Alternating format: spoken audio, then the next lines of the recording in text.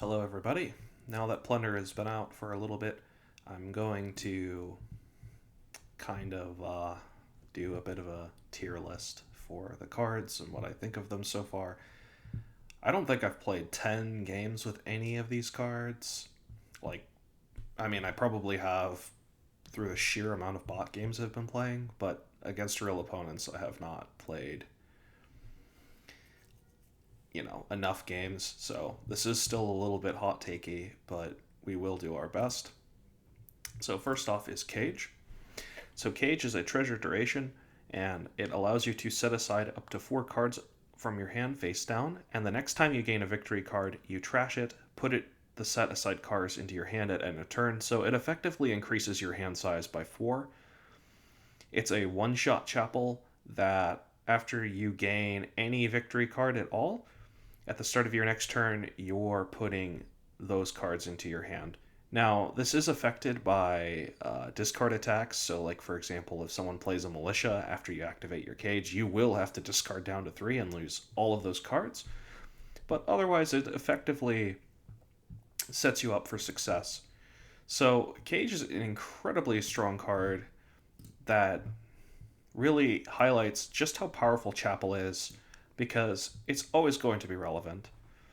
It's very easy to gain a cage, set aside a bunch of cards that you would want to use later to set up a victory condition, for example. Setting aside junk cards that help you hit province the next turn. So, like, for example, even if you set aside like 6 coppers with this cage, that's 6 more money you get to play with later on in the game in one turn. So, it's very, very strong. Incredibly strong card.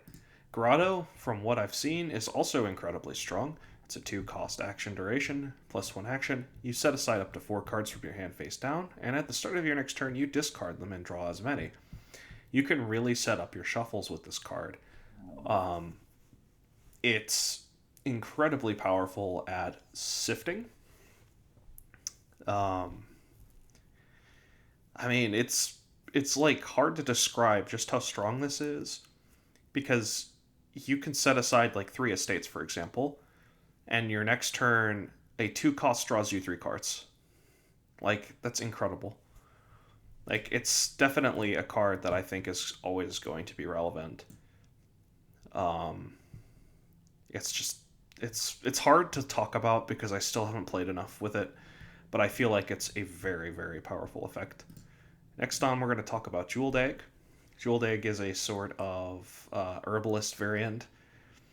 So it's a treasure, gives you money plus buy. When you trash it, you gain a loot, and loot are, as far as I can tell, absolutely centralizing. You almost always want to go for them. It's very rare where you don't want to go for them. But I think a card like this really needs support. I wouldn't say it's not often relevant. Like, if trashing is incredibly strong on the board, it could go here or even here, just because it's an incredible payload card. It's always like at least buy, even if there is no trashing, so it can be good in that way.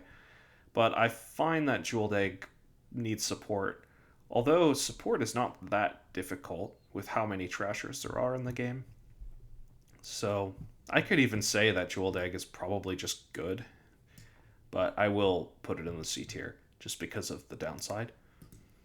Next up is Search. Search is a very strange card. It's an action duration that costs 2, and it's a one-shot silver. So you play it, and it stays out of your deck forever. So the next time a supply pile empties, you trash it and gain a loot. So you play the Search, it will stay out for the rest of the game or until you empty a pile, in which case it will trash and you will gain a loot. And again, loot is very powerful. So Search is a strange card,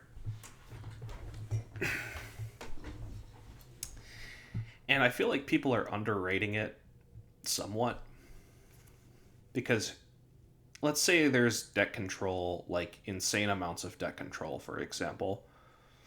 Both players are incentivized to get searches, and getting 6 searches would be better than getting 4. So both players are incentivized to buy search, and then the search pile will empty, and both players will get 5, 4, or 6 loots. And the loots often come with plus buy, and they really help you with your game. So I do think that you really don't want to be on the losing side of that. So you are incentivized in heavy control decks to get searches and play them, specifically to have your hand on some of these loots. So I think in those kinds of games, search could be very good. In random games where search can't really easily be played and it's kind of money-ish, I think search struggles a little bit. In fact, I think search is just, I think Jeweled Egg is good enough that it's just kind of good. Like, I don't know. I feel like Jeweled Egg is like, it doesn't need that much support to be good, just because it's buy. But search really does need support. But I don't think it's not often relevant. I don't think it's that bad. I think even just as a one-shot silver, just to gamble on hitting 5, it's not the worst. Although if you miss 5, you are going to be very sad. So maybe search is not often. I don't know. It's just attached to loot, so I think it's a C tier card. I think it's pretty good. We're going to talk now about maybe the hardest card to talk about, maybe in all of Dominion right now. In Shaman. It's a very difficult card to talk about, especially when you're ranking it, because Shaman's effect by itself, without the bottom part of the card, I should talk about it, huh? So, Shaman is an action card that costs 2. It gives you 1 money and 1 action, and you can trash a card from your hand. You don't have to, you are allowed to. And in games using it, at the start of your turn, you can gain a card from the trash, costing up to 6. You have to. Now, you can choose the order, we'll get into that. So, like, for example, Cabin Boy, you can pop it and then gain that Cabin Boy right back with the Shaman effect. So, there are little tricks you can do with that. But, overall, Shaman really makes it very difficult to thin, because you're going to be constantly regaining the cards you're trashing. And if you don't play along, Shaman kind of turns into an ambassador. So, what do I mean by this? Let's say one player doesn't play with Shaman and the other player opens 1 Shaman.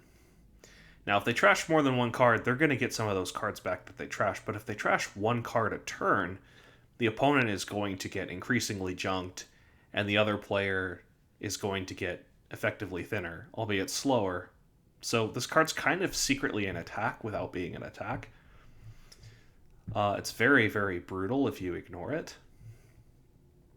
So, in that sense, like, the card itself isn't that good. Right? It's like Forager, except you don't have to trash and it's always worth 1, which that's an okay effect. But the bottom part makes Shaman very relevant, even on boards where Shaman isn't worth gaining. And there are a lot of boards where Shaman is not worth gaining, but it is so centralizing that it's like, yeah, so like the card itself without the bottom part is probably just good, but it's kind of impossible to ever ignore. It's always relevant, so that's why it's really hard to talk about. Because the effect doesn't really feel like it's part of the card. It's just kind of attached to the card, like it's like a different game. So I'm going to just assume the bottom part of the card is part of Shaman, and you just have to live with it. But you can see like my hesitation. Like, Shaman just by itself is kind of a good card. Like, I don't think it's fantastic. It is something you would probably get if it didn't have the bottom part of it, although it's pretty weak and whatever. But it's always going to be relevant. So I'm glad we got that out of the way. It's a very difficult card to talk about. So next up we have Secluded Shrine, which is a 3-cost action duration. It stays out. So plus 1 coin. The next time you gain a treasure, you can trash up to 2 cards from your hand. I don't see a lot of people picking up this card, oddly enough. I feel like it's pretty good. I feel like it's a very strong card, actually. It's simultaneously... It's like a... it's like... Trading Post from, I believe, Hinterlands. Prosperity? Wait, am I stupid? Did I miss it?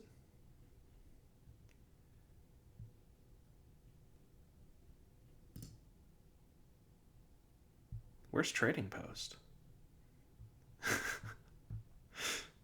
Did I just completely forget? Like, that's so weird. Where's it from? Whoa, it's from Intrigue? Okay, anyway, this is Trading Post. So you can trash 2 cards from your hand if you did gain a silver to your hand. It's a little bit better. I mean, it's really a little bit worse, but because you can open it, it's technically better in my opinion. So, Trading Post puts the silver into your hand immediately, but you have to draw it, and you have to draw it with junk. Secluded Shrine will stay out of your deck. It gives you a coin already, so it kind of already mitigates the silver loss a little bit. So it gives you plus 1 money instead of no money at all. So the Trading Post secretly has like plus 2 money on it, and it allows you to trash 2 cards and gain a silver. This instead gives you 1 money, and you gain a silver. So it's slightly worse Trading Post, but really it's better because you can open it. So it feels like a pretty strong card to me. I expect this to rise up in rankings as time goes on. And with how well it can trash, it has remodel abilities too. And it will stay out of your deck once you're done. Like, once you don't need treasure anymore, it will stay out of your deck. It will miss shuffles. Trading Post kind of just sticks around forever, and it's annoying. And Secluded Shrine will stick around to some degree if you keep gaining treasure, but it won't be as bad. So that is why I put Secluded Shrine in strong. Siren is a little difficult to talk about because I still don't have nearly enough information to ascertain whether it's strong or always relevant, but it is definitely one of those two. I am going to claim that Siren is always relevant. Is it? Yeah, it seems like a decent order. So Siren is always relevant. It's an incredibly strong card. It stays out, so you have to gain them in multiples to really stack the cursing, but each other player will gain a curse, and at the start of your next turn, you draw up to 8 cards in hand. So you can effectively really increase your hand size if you have other start of turn effects that will shrink your hand size. So you can draw even more than 3 cards that Siren originally lets you draw. But when you gain it, you have to trash it unless you trash an action card from your hand. So if you just buy Siren straight out, it will go directly to the trash. If you try and gain it from the trash, it will go just back to the trash unless you can trash an action card from your hand. Now, there are ways to avoid it. For example, Rush is a event that gives you +1 buy, so you can buy it for free, and the next time you get an action card this turn, you can play it. You can play the Siren, rush it into play, and it will not get trashed because it will be in play instead. If you top deck Siren, I believe that also prevents it from being trashed. There are some other ways to get around this effect, and those alone make Siren absolutely oppressive. And even without it, it's often worth it to sack a cheap action just to get to Siren. Excuse me. So, for that reason, I think Siren is very relevant. Next up, we are going to talk about Stowaway. Stowaway is a strange card. Costs 3. At the start of your next turn, +2 cards. And when anyone gains a duration card, you can play this from your hand. And Stowaway by itself is a duration card. And also, if you gain a duration card, you can activate your own Stowaways. So it is a good card. It's like a worse Den of Sin, and it's also a conditional Den of Sin. I feel like this card is. I feel like a lot of people right now would put Stowaway and need support. I think it's just good by itself, because the Stowaway pile just kind of feeds into itself. And if you have a bunch of Stowaways in hand and your opponent gains a Stowaway, you will be drawing a ton of cards. And if that is not the case for you, you still get the Stowaway effects while your opponent ignores Stowaway. So you get to gain a Stowaway, play a bunch of them, and you'll still get your mega turns and your opponent won't. And if your opponent plays along, you both kind of accelerate. So I feel like Stowaway is just good, albeit a little bit awkward, but as long as you keep that in mind, you can usually play around that awkwardness. It's not an automatic card you just add to your deck. You do have to plan a little bit, but I think it is strong enough on its own that games will end kind of around the time where Stowaway really gets annoying. Next up is Taskmaster, a very strange card. It costs 3, gives you +1 action, +1 money, and if you gain a card costing exactly 5 this turn, then at the start of your next turn, you play this card again. So effectively, at the start of your next turn, if you gained a 5 cost, at the start of your next turn, you would get +1 action, +1 money, so it is a village variant. It's not very good at hitting 5, however, when it is in play next turn, it does help you hit 5. Now, I don't think you're going to be doing Duchy Duke rushes with Taskmaster. That seems very slow, although maybe it's viable. But, like, with how slow Duchy Duke is, I don't think Taskmaster is going to help with that nearly as much as it helps with normal strategies. And it's like such a tiny sliver, but it's like something I've just thought of at the moment. Taskmaster is pretty awkward. I feel like you don't want to gain too many of them, because it is a pretty bad card just playing it. It's really the next turn ability you want it for, and I find that you don't usually need that many villages to supplement your start of turn, and the exactly 5 price is just awkward enough that a lot of the time you are essentially being forced to buy a 5 just to keep them out and play. And I find a decent amount of the time I do just kind of ignore that after a time. It takes a lot of planning, so like it's a very thematic card. You feel like a slave sometimes, like you're forced to do something, and you do have to plan ahead. So like a Taskmaster, like you have to figure out what your next turn's going to look like. So I think it's a really well designed card. It's very flavorful. The card definitely needs support. I don't think it's a good card by itself, but it doesn't need that much support. It's not going to win the game for you on its own, but it will definitely help you. Next up is Abundance. I think maybe my favorite card from this set, although there are a lot of great cards. So Abundance is a treasure card that does nothing when you play it, but the next time you get an action card, you do get +3 money and +1 buy. Now, the power of this card comes when you start stacking a bunch of abundances together and you buy, say, a tracker or a pawn or, some other 2-cost action. The abundances will come in. So the first abundance will just be +1 buy and +1 money, but the rest will be 3, 3, 3, 3, 3, 3, 3. So it's really nice for pile outs. So if the abundance is empty, you can really effectively threaten a pile out at any time, and your opponent has to respect it. So it's a lot like coffers, in that if you amass a bunch of coffers together, you are threatening a lot more than if you didn't have those coffers. So you always have the ability to threaten that. However, playing in abundance does come with a cost, in that you can't just decide, I don't want to play the abundance, because whenever you gain an action card, you are forced to play the abundance, and that can be awkward. You can't really play out your abundances like coffers. Like, it's all or nothing, and that is what stops abundance from being like an S tier card. I feel like abundance is an A tier card. It's very strong. I think a lot of people don't appreciate just how powerful it is yet.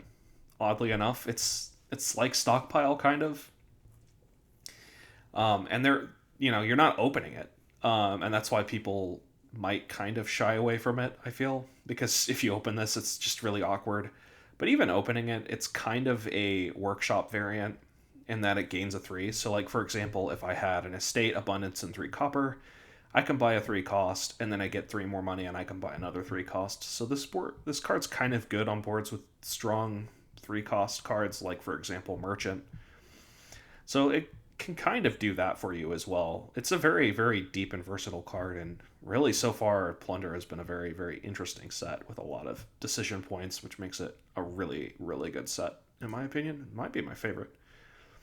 So where do we put Abundance? Strong. All right, next up is Cabin Boy. So Cabin Boy is a very, very weird card. It's kind of to set this up. I believe it's an Adventures card. Is it not an Adventures card? Is it an Empires card? Nocturne? Oh my gosh. It has to be an Adventures card. I'm like quizzing myself right now, trying to figure out where things are from. Okay, I clearly don't know. Caravan Guard is from Adventures. Did I just miss it? I must have just missed it. Anyway, Caravan Guard is +1 card, +1 action. At the start of your next turn, +1 money. So Cabin Boy is effectively a little bit better than... yeah, I did just miss it. I'm just blind. Okay. So Cabin Boy is effectively a super Caravan Guard that you can't react. So Cabin Boy is very, very nice at spiking 6. If you draw it on your turn 3, you can use it to spike 5 or 6. So if you have 4 money, you're going to spike 6. If you have 3 money, you're going to spike 5. So it's good for spiking price points. It could possibly spike 7 as well. So maybe it's worth it just for that. I haven't really experimented with that, but it could be one of those things where it's just kind of good, and if you land the high roll, then you're just super ahead, so you might as well just do it. Now, the interesting part of the card is you can trash Cabin Boy to gain any duration card, and of course, this is highly situational. If there are no other duration cards on the board, it's probably not going to be that great. So for that reason, I am going to say it needs support, but the support can be simple as I really want to hit expand, so I'm opening Cabin Boy Silver and hoping for the whatever. Or there's Inheritance on the board, and I want to, like, for example, hit Inheritance. So I think Cabin Boy does need support to really shine, because otherwise it's just a delayed silver that admittedly does draw itself, so it's not the worst. Next up is Crucible. Crucible is a card that is a lot like Salvager from Seaside. So it's an action, +1 buy, trash a card from your hand, you get +1 money per 1 coin you get.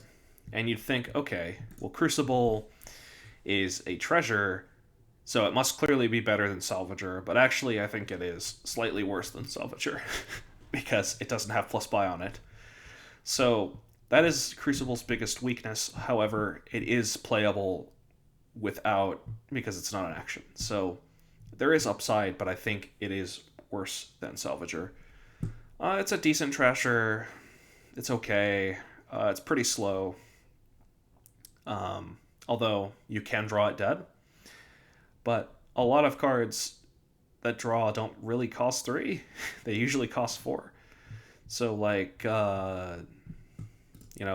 shining example card here, Smithy, draws you 3 cards. There are some other cards, there is cards like Moat that just draw you 2. I'm actually curious. Just kind of want to like eyeball it here because like Masquerade could work, but it also trashes already. Monkey could work, kinda.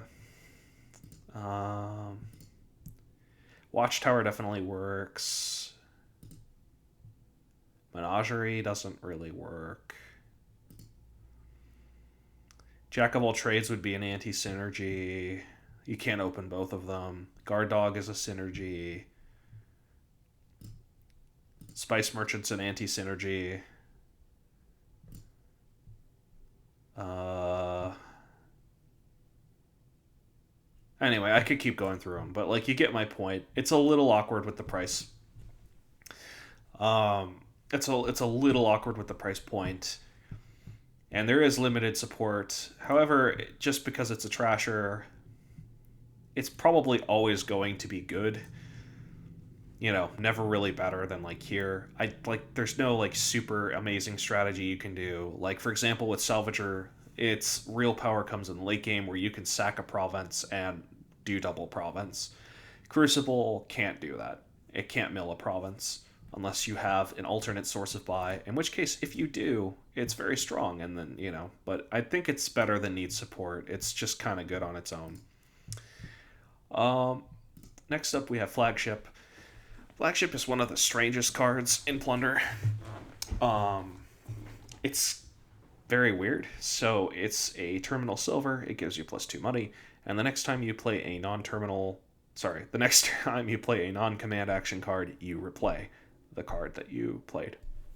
So, for example, if I played a Flagship and then I played Landing Party, I would play Landing Party twice.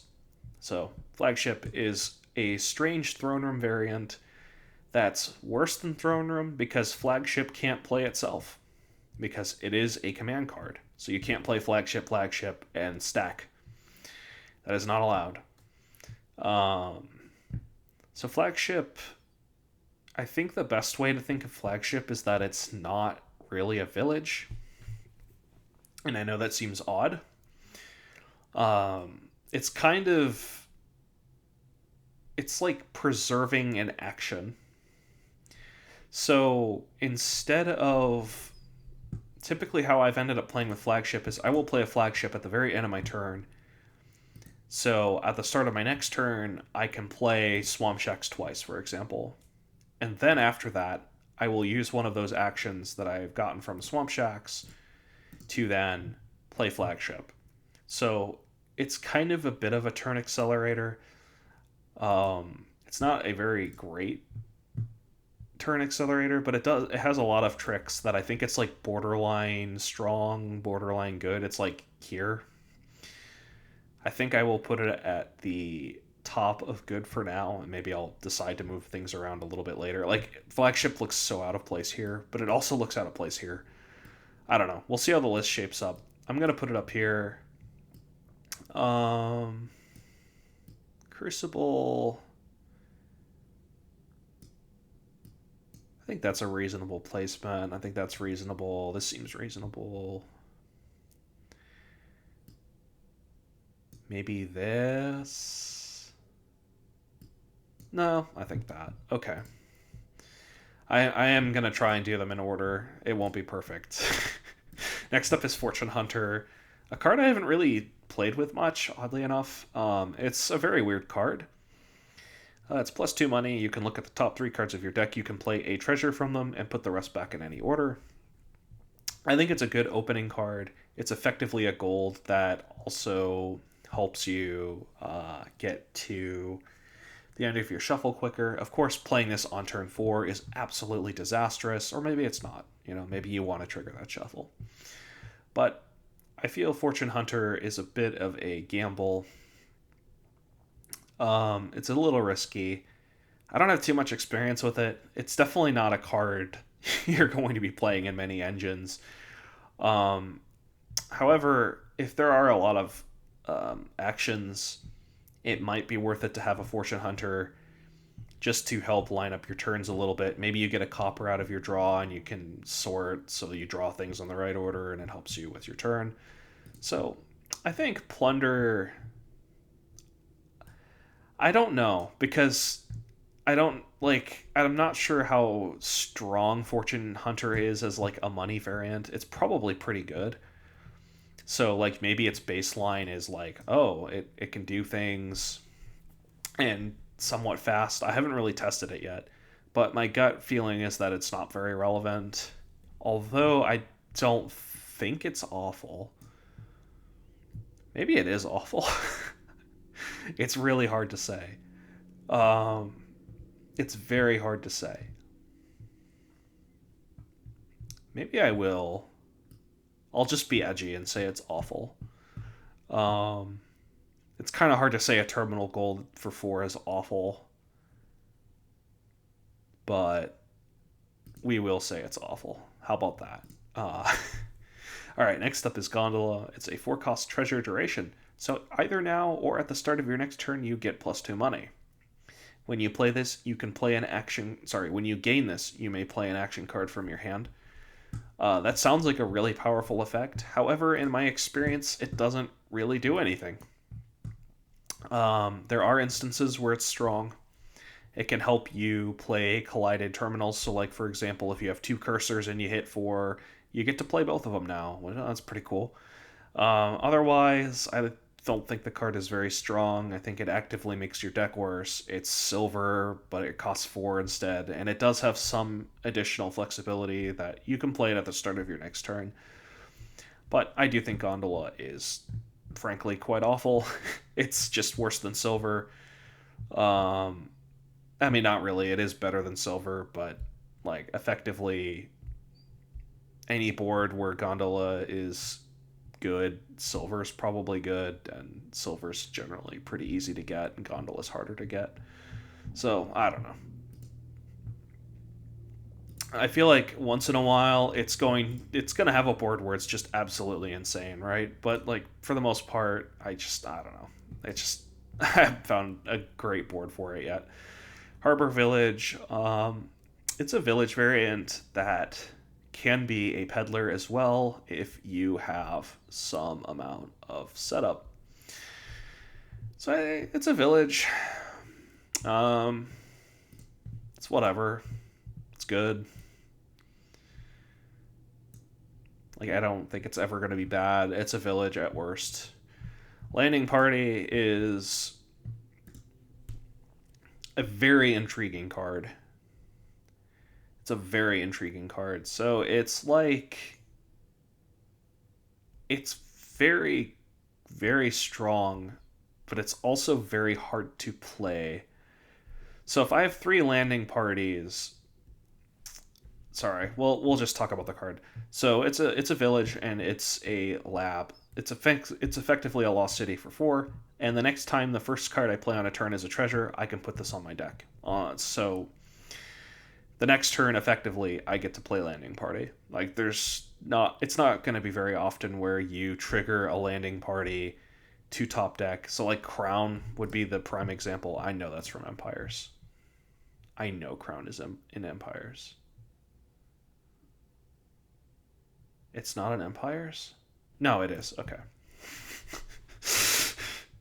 um, so Crown would activate. So if I play Crown first, it's a treasure. So it would top deck, and then I can Crown something and draw it. So it's going to be very strong on boards with Crown. Incredible strong card. Then, and they all top deck. So if I have like 3 landing parties and I play a treasure, I top deck 3 landing parties. So it is absolutely fantastic at kickstarting a turn. So on somewhat slow boards, it's probably worth it to get a bunch of landing parties just to kickstart a turn, and it's worth sacrificing a somewhat mediocre turn playing a terminal. So instead, you just don't play a terminal, but you get to top deck like 3 landing parties, and you get to do way more on average with your 2 turns. So in a way, it's kind of like Tactician. However, a lot of the time, boards are very quick, and landing party doesn't do a whole lot other than be a one-shot. So I feel like landing party is like at the very top of need support. It needs to be the right kind of board for it to be very strong, but I would not sleep on landing party. I think it is a very strong card. Next up is Mapmaker. It is an action reaction, so you can look at the top 4 cards of your deck, put 2 in your hand, and discard the rest. And when any player gains a victory card, you can play this from your hand. So you can chain this. For example, if you have a map maker in hand and you gain a victory card, you can play this map maker, put a map maker into your hand using this map maker, and you can play that one as well.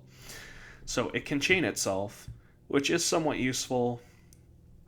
However, I feel like this card is very, very mediocre, maybe even bad.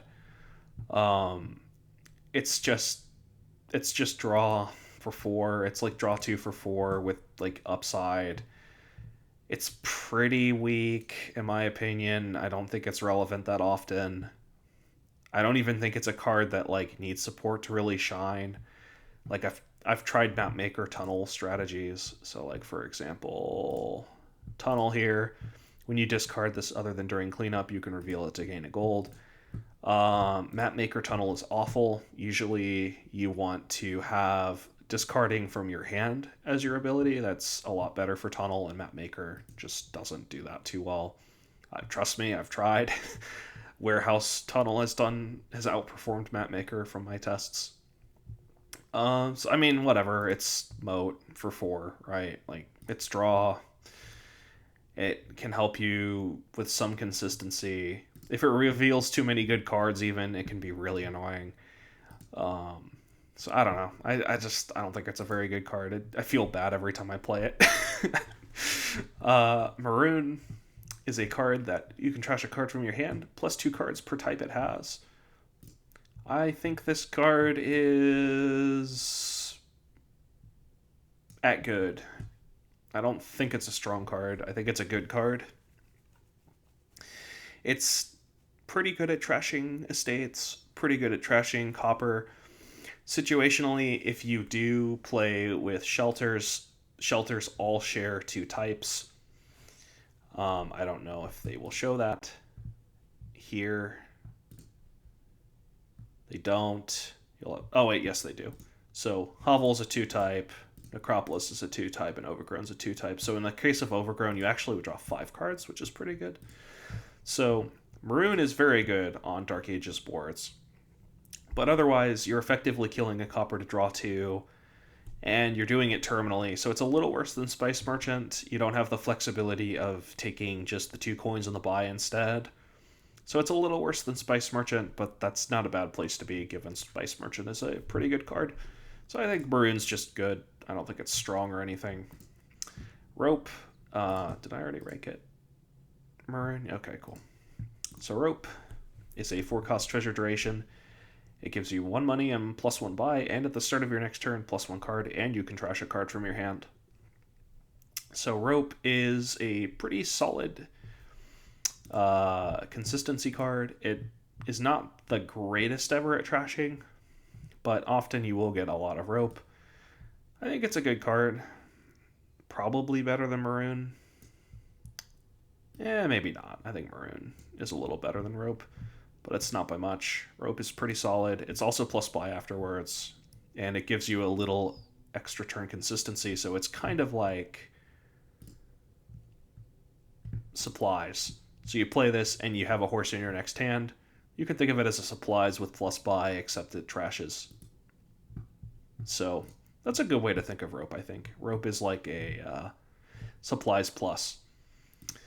It draws you 1 extra card, albeit you can't, like, for example, Throne the horse.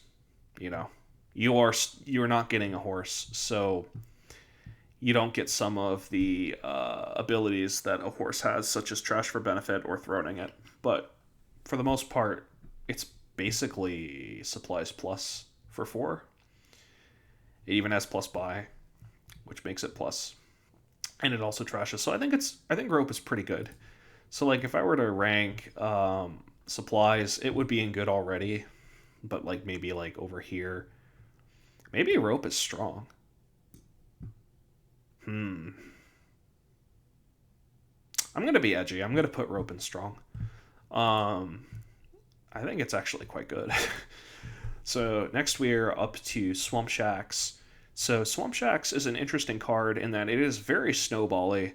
So it costs 4, gives you +2 actions, and +1 card per 3 cards you have in play, and round down. So every 3 cards you have in play, effectively 2 cards, because Swamp Shacks will be your third card in play. So you'll play the Swamp Shacks, and it will be card number 3. So you really only have to care about like 2, 5, 8.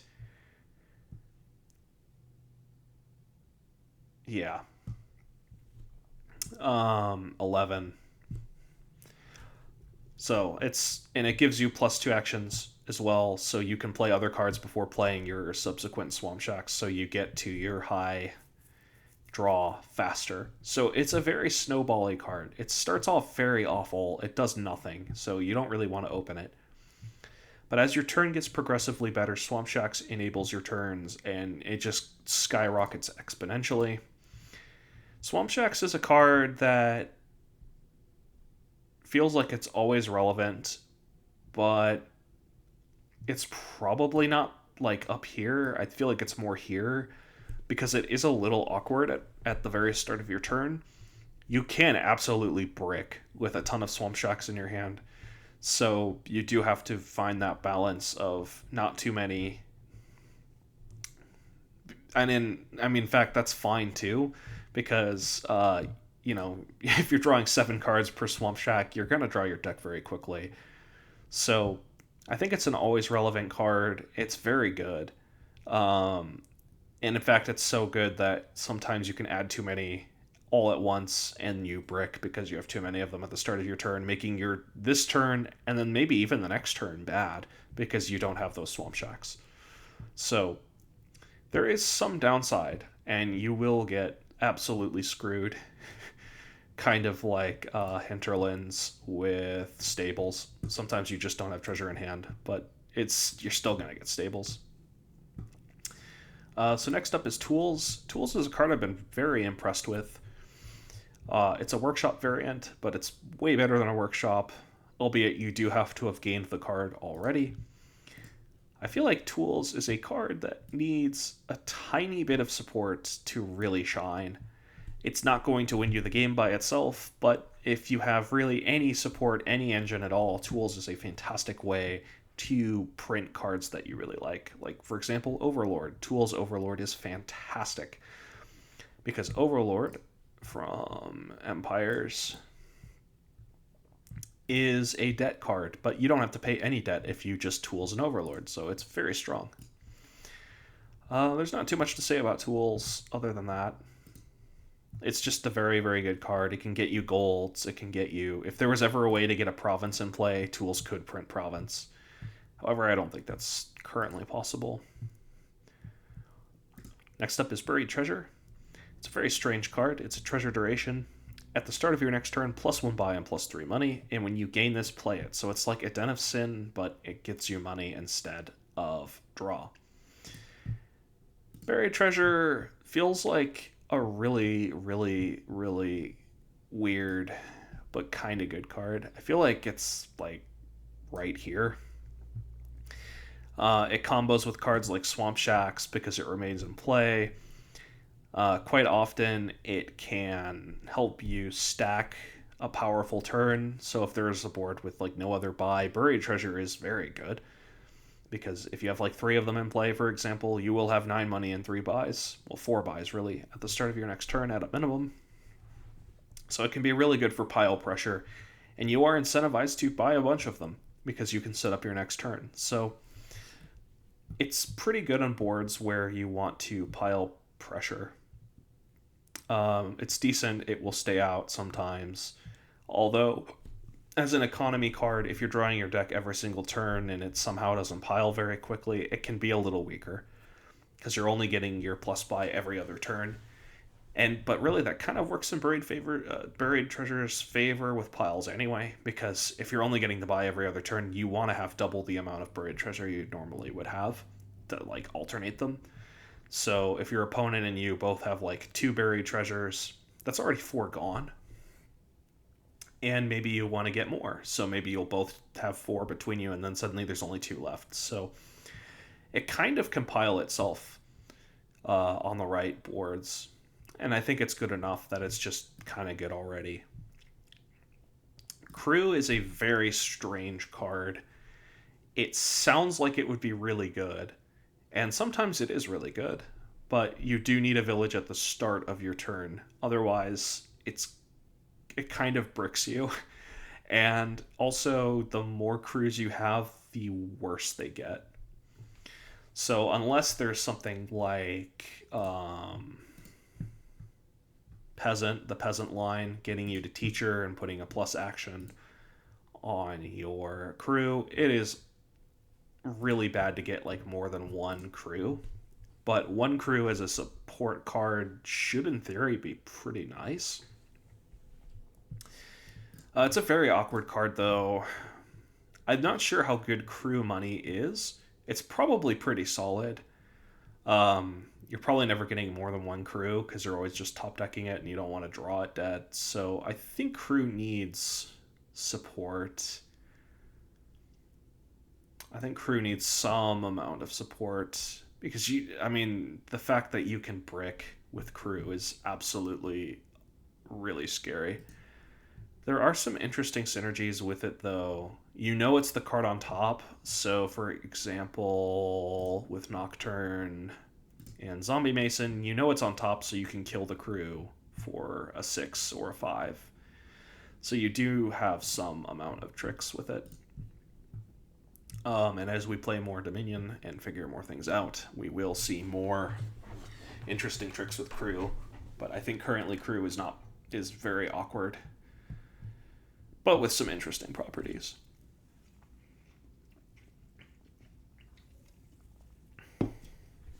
Next up is Cutthroat. Cutthroat is an action duration attack.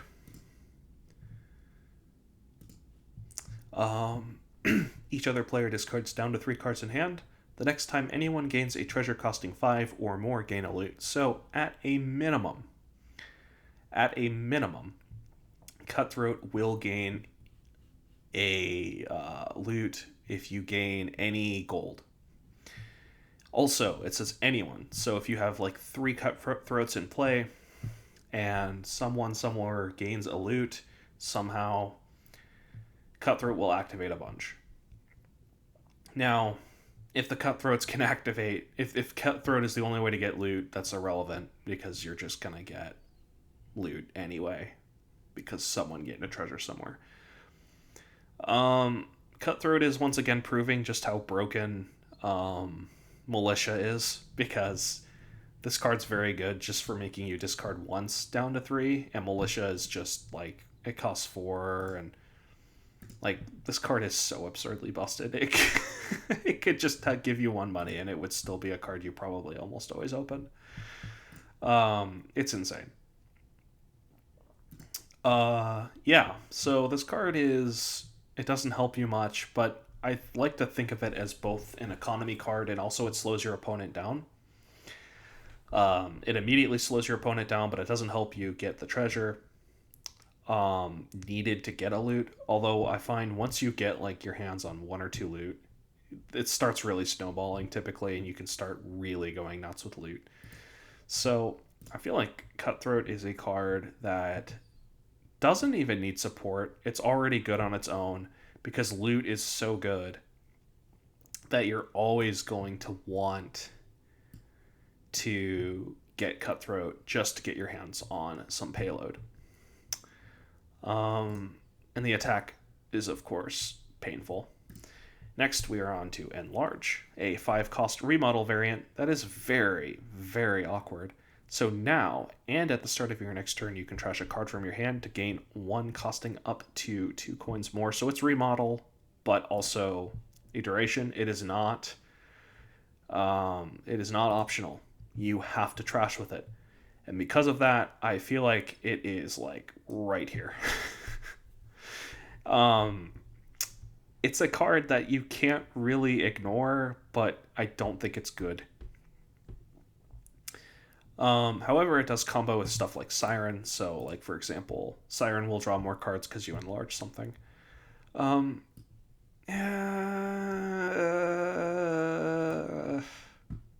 It's a very awkward card. Like, it's very bad at killing copper. You need Province in hand at the start of your next turn to really mill. It's very, very hard to know what your turn's going to look like at the start of your turn. So, like, for remodel, you know what you're getting, right? So it's worse than Remodel already. It's like it's worse than Remodel in any case that isn't specifically I can't draw my deck but I need a remodel.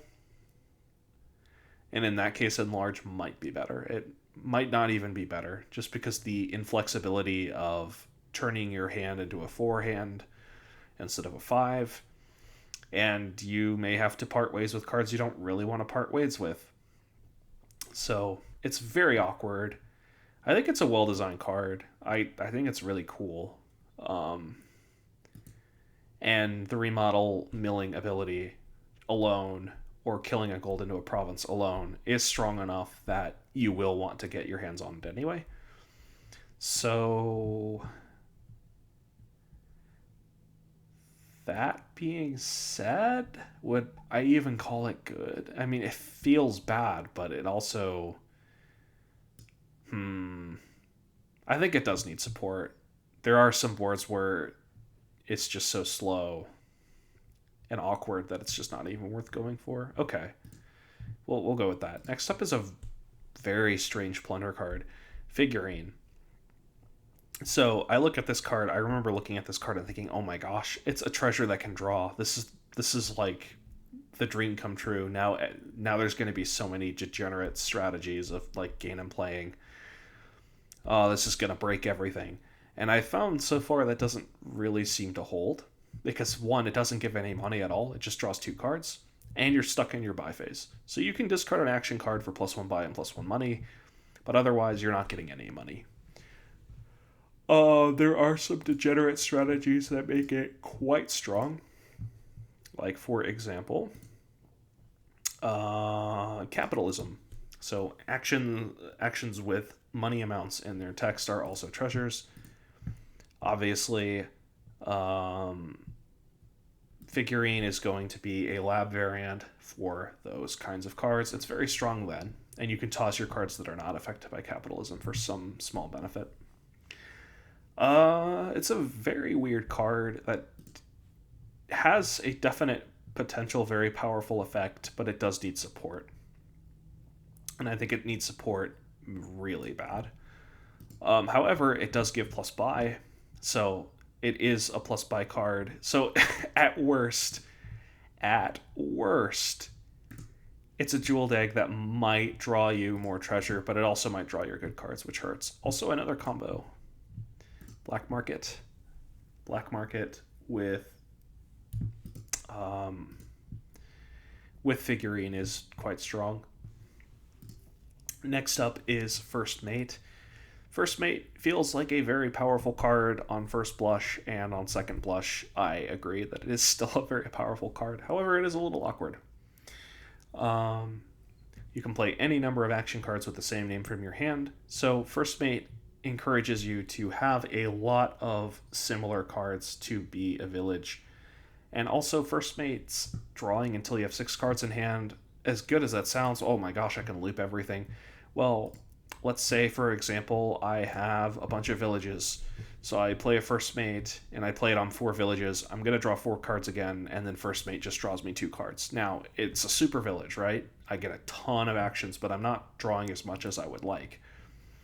So to really abuse the draw from First Mate, I would need disappearing money like Festival, or cards like Moneylender that effectively let me trash other cards in my hand. So First Mate is a powerful card, but you do need to plan your deck and your turns around it to really fully optimize the 6-card draw. But even just the super village effect alone is pretty nice. Yes, you can play First Mate on First Mate. The way it works is very strange. It takes a little bit of getting used to. I think this card is good enough that it is strong, but the 5 cost makes it a little worse than, like, say, Throne Room. It does need a little bit of work, but First Mate absolutely can make your deck stronger. Next, we're on to Frigid, +3 money. It is a duration attack. Until the start of your next turn, each time another player plays an action card, they have to discard down to 4 cards in hand afterwards. And yes, that is as insane as it sounds. It's right here. It's probably the best Plunder card. in terms of game warping strength. The thing about Frigid is, though, it is a terminal, and it's kind of bad in that it is hard to play every single turn for multiple reasons. First reason, your opponent will be playing with this card too, so you're going to have a hard time getting an engine going when you're stuck with 4 cards every single play. It's just going to be very difficult. Secondly, Frigid itself, again, it's terminal, so it's very hard to play. So Frigid kind of defeats itself from being an oppressive attack by being such an oppressive attack. It's very funny. There are ways around it, though. Warehouse, for example, when you play Warehouse, you draw 3 cards, and then you discard 3 cards. And you actually lose a net card when you play Warehouse. So if you play Warehouse first, if you get Frigid attacked, and you have a Warehouse in hand, you are incentivized to play Warehouse first, so you don't lose the card. And if you don't do that, and you play any other card first, you have to discard down to 4, and then you're probably playing Warehouse anyway, and then you're down to 3 cards. So, thing to keep in mind there is cards that sift but lose card count on sifting, Frigid can be dodged somewhat. Longship.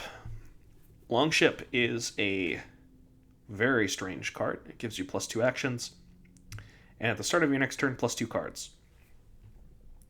Longship is a card that I think is borderline awful. It's very, very, very awkward. So when you play it, you're not drawing cards, so it's effectively you paid 5 money for a shantytown that never draws, but it draws the next turn. So, but then now it's not a village. So you need tons of longships, and if you have tons of longships, your deck is going to turn into a clunker. You're not going to draw very much. The 2 cards is kind of pitiful. It increases your hand size to 7 cards. Okay, whatever. Decent. But if you have other longships in your deck, you're drawing those instead, right? And they don't help you draw. So longship is very, very weird. It's bad at being a village, and it's really bad at being draw. So I would say use longship if you need a village, but I would not be using longship if I need draw. I think that's a good way of thinking of longship. Next up is Mining Road, a very surprising card. So it costs 5, gives you +1 action, +1 buy, and 2 money, and once this turn, when you gain a treasure, you can play it. I feel like Mining Road is just kind of middle of the road good. I think it's about here. I saw this card and I thought, oh, this is clearly going to be the worst card in all of Plunder, and no, I don't agree with that at all. Being able to gain and play a gold I buy or gain is pretty good. Being able to gain and play a loot I get, if there's another loot card, is pretty good, although it's going to be a bit rarer in the wild. Even just being able to gain and play a copper. Mining Road can be at the cost of a buy, it can be +3 money instead of +2. So there are little tricks you can do with Mining Road. So Mining Road is never bad. It doesn't draw, which is a downside, but it's not like Longship awful, because there are some gain and play stuff you can do with Mining Road, and it does give +buy, so it's middle of the road. It's fine. Pendant is a card that should be really good. So it's 5 money, and it's +1 per differently named treasure you have in play. So I think a good card to compare this to is Bank. So if we go to Prosperity and look at Bank, Bank here gives you +1 money per treasure you have in play, counting this, and it costs 7. So to get Bank to be worth more than Pendant, I have to play 4 coppers and then Bank, and then it's worth 5. And it's, and it costs 7. That's a pretty high price point. 5 is not great either, but it's easier. And pendant, if I have a copper, silver, and gold, and I play a pendant, the pendant is worth 4 for 5, which is very good. Even if I just have like copper, gold, or copper, silver pendant, the pendant is worth as much as a gold and only for 5. So it's a pretty decent value card. However, it does have a downside that if you draw it alone with nothing else, it's only going to be worth 1 money. So there is some amount of downside. However, I think it's a very good payload card that does need some amount of support, but I don't think it's like that bad. Um, Definitely it will have its boards. I'm already losing my voice. Wow. Next up is Pickaxe, a very, very interesting card from Plunder. It gives you 1 money, and you are forced to trash a card from your hand, but if it costs 3 or more, you gain a loot to your hand. And that is very good. The loots are very powerful. They do a lot. So Pickaxe is a card that trashes and also is a payload opportunity. And you get that payload immediately. So I think Pickaxe is probably right here, to be honest. I think it's very strong. I think trying to prioritize getting loots every single board where loots are available is a winning strategy, and you're going to learn more getting burned by the exceptions rather than puzzling whether or not you want loot every single board. I would say unless it's very, very difficult to get loot, it's absolutely worth getting loot because all of the loot have plus buy on them, like most of them do. And they tend to have little bonuses on them that make them really worth going for. Next up is Pilgrim. Pilgrim is a super courtyard. So instead of courtyard, drawing 3 and putting a card onto your deck, Plunder's answer to that is 4 cards and putting a card from your hand onto your deck. I don't know, it draws 3 cards, except it's a little bit better because you can set up your turn. And yeah, I think it's a very strong card. I think it's self-explanatory why it is good. I'll put it like right here. I think it's pretty self-explanatory. It just gives you more sifting. It gives you more opportunities to find ways to continue your turn. Yeah. I just think it's a really good draw variant. Next up is Quartermaster. Costs 5. At the start of your turns for the rest of the game, choose one. So you can gain a card costing up to 4, setting it aside on this, or you can put a card from this onto your hand. So Quartermaster is very, very, very slow. Quartermaster is very awkward. It doesn't do anything on the turn you play it. So you'd think it would be awful. You'd think it wouldn't be that good, but it helps you a little bit with consistency. So any like 4 cost, 3 cost villages or whatever, you can tuck them, and then on the next turn you can put them in your hand. You can set aside villages with this on boards with like Canal, for example. I don't need to go look for Canal. Canal lowers the cost of all cards by 1 on your turn. You can set aside duchies with this. So Quartermaster has the ability to drive piles down if you get multiples of them. So if the board is kind of slow-ish, Quartermaster can speed up the board a little bit just by being an estate gainer and also by driving piles down. However, it's not a very strong card, and by itself, I think it needs support, and it is definitely on the weaker side of things, maybe bordering on not often relevant. But it's pretty close. I think I would be more comfortable putting it here than there. Next up is another card that seems like it's awful. Silvermine. Costs 5, and you can gain a treasure costing less than this to your hand. So if there's TR on the board, it's going to be very good. If there are special treasures, again, it can be quite good. Otherwise, though, it's probably just gaining silvers to your hand. And that's whatever, right? So It's pretty whatever. It needs support. It's really not often relevant. Frankly, it's bordering on awful. It's like right here. Maybe Fortune Hunter's here. Maybe Gondola is like here. Silvermine is probably the worst card in this set, to be honest. It's pretty bad. It does have uses though. Trickster, +5 money. Each other player gains a curse. Once this turn, when you discard a treasure from play, you can set it aside and put it in your hand at your end of your turn. So you can effectively have you can tuck away a loot or a gold or really anything. You can even tuck away a copper.